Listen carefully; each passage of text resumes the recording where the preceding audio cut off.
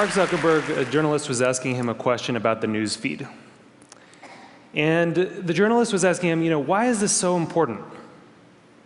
And Zuckerberg said, a squirrel dying in your front yard may be more relevant to your interests right now than people dying in Africa.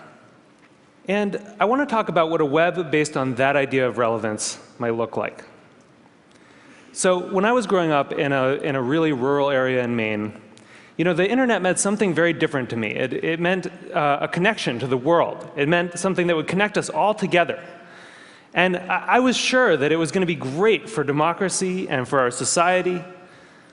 But there's this kind of shift in how information is flowing online. And it's invisible. And if we don't pay attention to it, it could be a real problem. So I first noticed this in a place I spend a lot of time, my Facebook page. I'm progressive politically, big surprise, but I've always gone out of my way to meet conservatives. I like hearing what they're thinking about. I like seeing what they link to. I like learning a thing or two. And so I was kind of surprised when I noticed one day that the conservatives had disappeared from my Facebook feed. And what it turned out was going on was that Facebook was looking at which links I clicked on. And it was noticing that actually I was clicking more on my liberal friends' links than on my conservative friends' links. And without consulting me about it, it had edited them out. They disappeared. So Facebook isn't the only place that's doing this kind of invisible algorithmic editing of the web. Google's doing it too. If I search for something and you search for something, even right now at the very same time, we may get very different search results. Even if you're logged out, one engineer told me, there are 57 signals that Google looks at. Everything from what kind of computer you're on, to what kind of browser you're using, to where you're located, that it uses to personally tailor your query results. Think about it for a second. There is no standard Google anymore. And the funny thing about this is that it's hard to see. You can't see how different your search results are from anyone else's. But a couple of weeks ago, I asked a bunch of friends to Google Egypt and to send me screenshots of what they got. So here's my friend Scott's screenshot.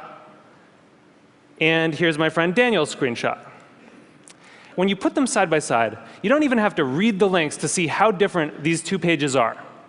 But when you do read the links, it's really quite remarkable. Daniel didn't get anything about the protests in Egypt at all in his first page of Google results. Scott's results were full of them. And this was the big story of the day at that time. That's how different these results are becoming. So it's not just Google and Facebook either. This is something that's sweeping the web. There are a whole host of companies that are doing this kind of personalization. Yahoo News, the biggest news site on the internet, is now personalized. Different people get different things. Huffington Post, Washington Post, New York Times, all flirting with personalization in various ways. And where this moves us very quickly toward a world in which the internet is showing us what it thinks we want to see, but not necessarily what we need to see. As Eric Schmidt said, it'll be very hard for people to watch or consume something that has not, in some sense, been tailored for them. So I do think this is a problem. And I think if you take all of these filters together, if you take all of these algorithms, you get what I call a filter bubble. And your filter bubble is kind of your own personal, unique universe of information that you live in online. And what's in your filter bubble depends on who you are, and it depends on what you do. But the thing is that you don't decide what gets in. And more importantly, you don't actually see what gets edited out. So one of the problems with the filter bubble was discovered by some researchers at Netflix. And they were looking at the Netflix queues, and they noticed something kind of funny that a lot of us probably have noticed, which is there's some movies that just sort of zip right up and out to our houses. They enter the queue, they just zip right out. So Iron Man zips right out, right? And Waiting for Superman can wait for a really long time. What they discovered was that in our Netflix queues, there's kind of this epic struggle going on between our future aspirational selves and our more impulsive present selves. You know, we all want to be someone who has watched Rashomon. But right now, we want to watch Ace Ventura for the 4th time.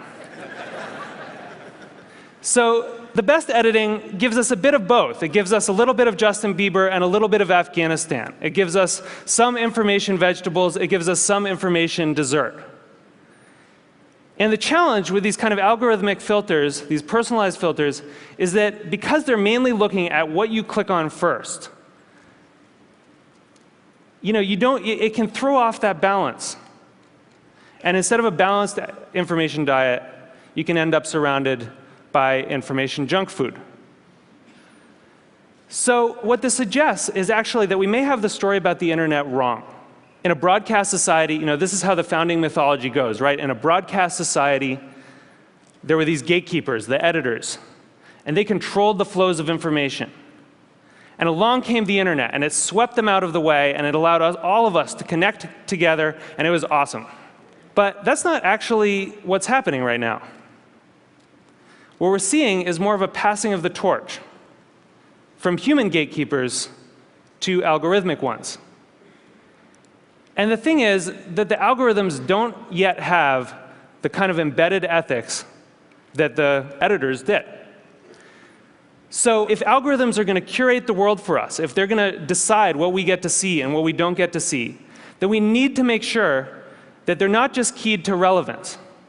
We need to make sure that they also show us things that are uncomfortable or challenging or important. This is what TED does, right? Other points of view.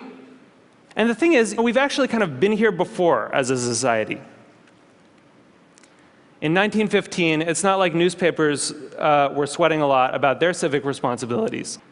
Then people kind of noticed that they were doing something really important. That in fact, you couldn't have a functioning democracy if citizens didn't get a good flow of information. That the newspapers were critical because they were acting as the filter, and that journalistic ethics developed. It wasn't perfect, but it got us through the last century. And so now, we're kind of back in 1915 on the web. And we need the new gatekeepers to encode that kind of responsibility into the code that they're writing. You know, I know there are a lot of people here from Facebook and from Google, Larry and Sergey, who, you know, people who have helped build the web as it is, and I'm grateful for that. But we really need you to make sure that these algorithms have encoded in them a sense of the public life, a sense of civic responsibility. We need you to make sure that they're transparent enough that we can see what the rules are that determine what gets through our filters. And we need you to give us some control so that we can decide what gets through and what doesn't. Because I think we really need the internet to be that thing that we all dreamed of it being. We need it to connect us all together. We need it to introduce us to new ideas and new people and different perspectives. And it's not going to do that if it leaves us all isolated in a web of one. Thank you. Thank you.